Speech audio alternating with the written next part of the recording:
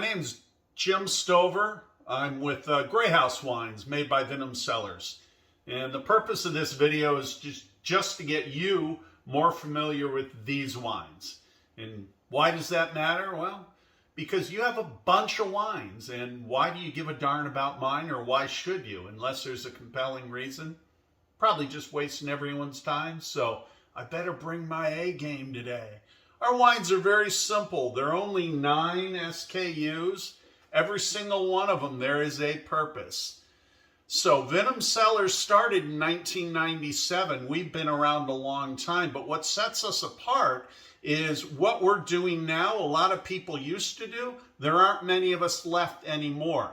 1997, Richard Bruno and Chris Condos met at UC Davis, ran down the road to a grower friend of theirs, pulled out 2 credit cards, maxed them out, buying 960 cases worth of grapes, made the wine, then had to self-distribute it out of the trunks of their car. Could never do that now, but 1997 they did. And I think you're going to see the passion that was around then is still around today. Most importantly, I want you to walk away knowing that what these wines are A, incredible values, B, amazing wines at any price, but especially at these prices. And number 3, we're making what consumers and buyers are looking for, and there are not many of us doing it anymore. So I want you to walk into accounts, be very confident that what you have is going to blow their doors off. And really where we're winning with these 4 wines are the 4 categories that not many people can get into. Number 1, by the glass. Okay, and yeah, there's a lot of by the glass, but are they single vineyard, traceable, varietally correct, food-friendly wines? Maybe not so much. So by the glass, also want to get into independence. And we mean stackers. You know, they need something they can stack, make high margin on, and not worry about competition from chain stores. We're not in the chains. Number 3, we want to go after wine clubs. All those independent retailers out there have great wine clubs that they want to sell a red and a white to. We've got the wines to do that because we don't have a lot of distribution and the amazing value. And then the last group is the growing number of retail chains that want retail exclusives. They want to have a fatter margin, and I think these wines merit it. So that's the intro. That's stylistically what we're trying to do. Again, higher acid, cooler climates, single vineyards. We don't do the fruit forward thing. First wine we have is Sierra Del Mar. Sierra Del Mar is reference to the Delta that comes right through Clarksburg and through that particular area of the Central Valley in wine country. Very unique area, and these wines are a reflection of it. So the first wine we're going to talk about is the value price, Sierra Del Mar, Mountain by the Sea. These are really going to turn heads. I want you to feel confident walking into every single restaurant when you go after a BTG that there are no wines finer than this. I know they're not for the money. Varietally correct, 100%. Sauvignon Blanc, this is going to come from 2 vineyards. One is from Paso and Paso Robles, and then the other is from San Luis Obispo. Beautiful growers. We've been working with the partners forever. I think you're going to love this Sauvignon Blanc for the money. Chardonnay, single vineyard, Clarksburg. The Wilson family grows these grapes. Chardonnay's been coming out of Clarksburg for a long time. It's just now starting to get recognition.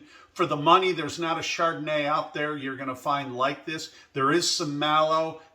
Excuse me. However, when we malolactic ferment our wines, we always stir the leaves, which is what kicks the diacetyl out. Diacetyl is that butter flavor. We're not a fan of that. You will not get any butter in our Chardonnay ever. However, you will get that creamy finish that everyone wants. 100% Chard. It is barrel aged for 9 months, but it's in second use, so it really tames it down. About 60% oak aged. Probably the standout in the lines of Pinot Noir, because no one makes Pinot Noir at this price point that actually takes like Pinot Noir. The secret to that is, I'm gonna tell you this, you're gonna be shocked. We actually only use Pinot Noir.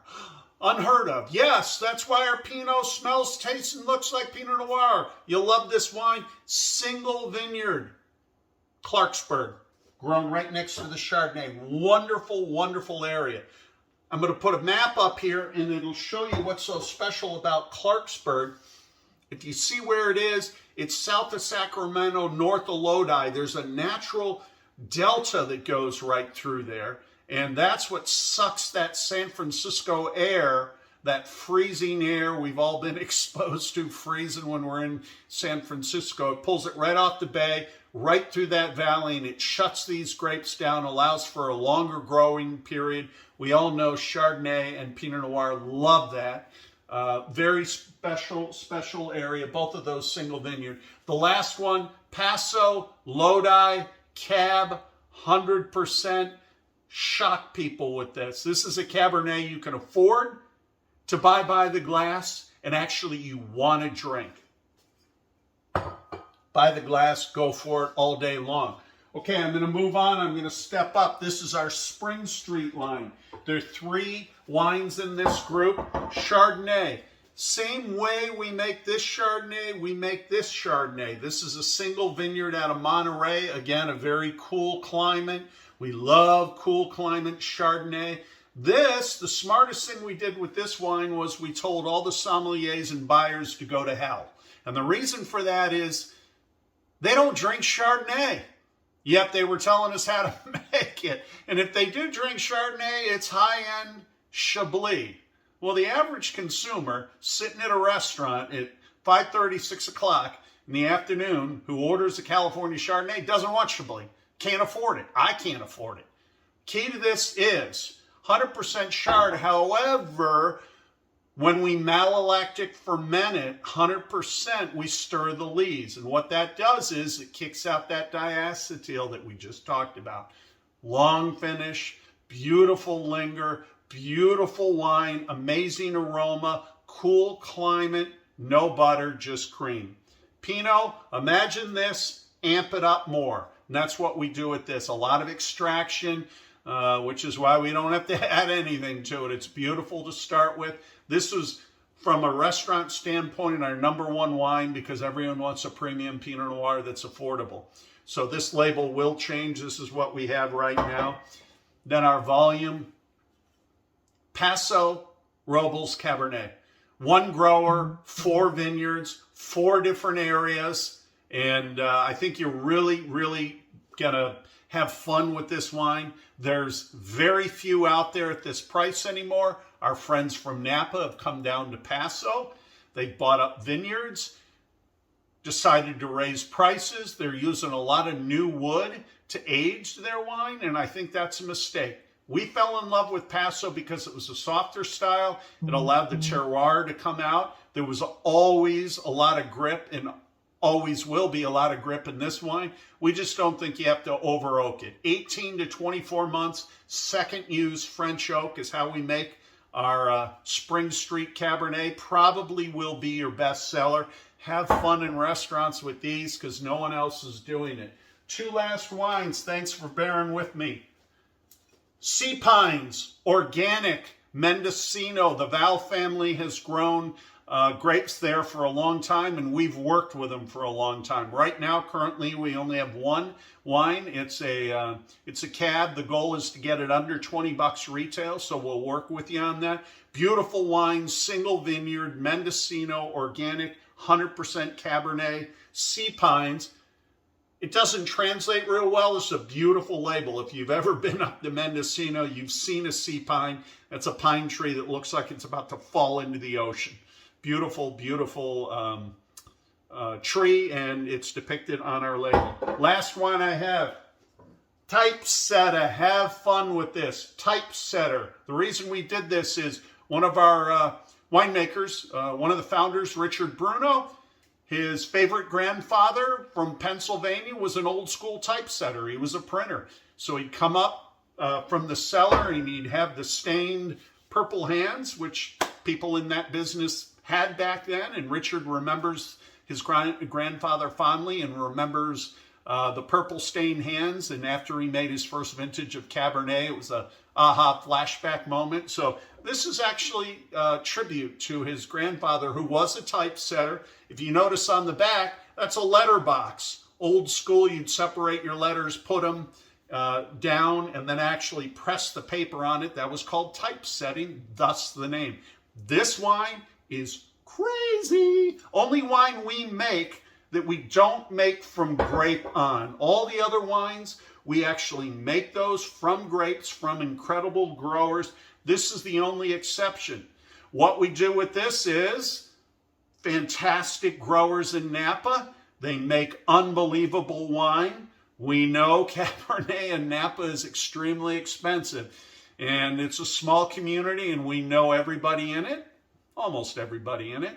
And what happens is they're sitting on vintages. They get 1 or 2 vintages behind, and they realize the Cabernet that they have in the tank that they're selling for $100, $125, $150 a bottle is not selling, and it's backing up. We buy that. This particular vintage has 5 Cabernet from 5 different locations. Occasionally we have a little bit of a Bordeaux blend too. This one's 92% Cab.